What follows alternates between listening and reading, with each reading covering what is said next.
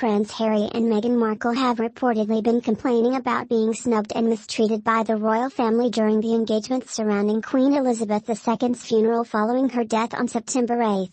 The Duke and Duchess of Sussex were already in the UK but joined the royals in mourning after the Queen died and appeared on several occasions in public alongside other senior members of the royal family. Columnist Richard Johnson wrote that the claims came from friends of the couple in London. He wrote in New York Daily News, Prince Harry and Meghan Markle's friends in London are whispering that the former royals have been complaining they were snubbed and mistreated at Queen Elizabeth's funeral. They both lied that the family wasn't as welcoming as they should have been.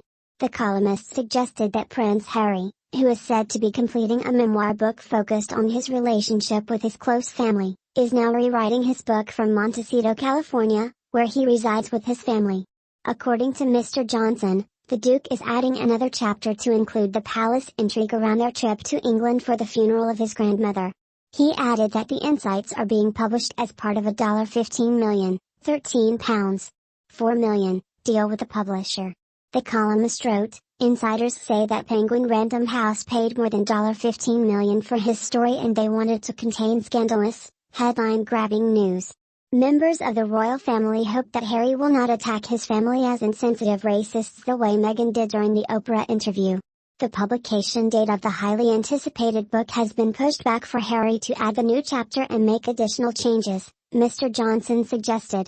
The columnist concluded, insiders fear the book could bury any reconciliation between Harry and Meghan, and the royal family.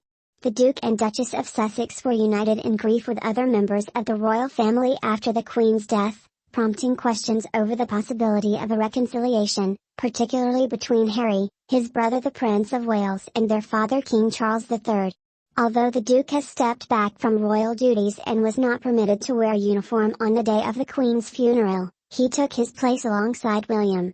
Harry and Meghan, parents to Archie and Lily, have taken part in a number of interviews since their departure from royal life in 2020, including a bombshell sit-down with U.S. talk show host Oprah Winfrey in 2021.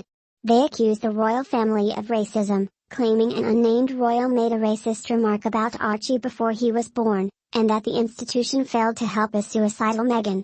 The Duchess of Cambridge was publicly singled out by Meghan for allegedly making her cry in the run-up to the wedding.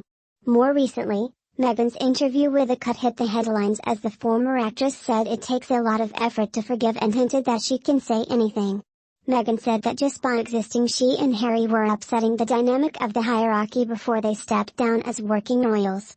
While in The Hague for the Invictus Games earlier this year, Harry was interviewed by NBC's Today Show and appeared to issue a veiled warning to those closest to the Queen, saying he wanted to make sure his grandmother was protected and had the right people around her. He did not elaborate on whether he was referring to royal aides or members of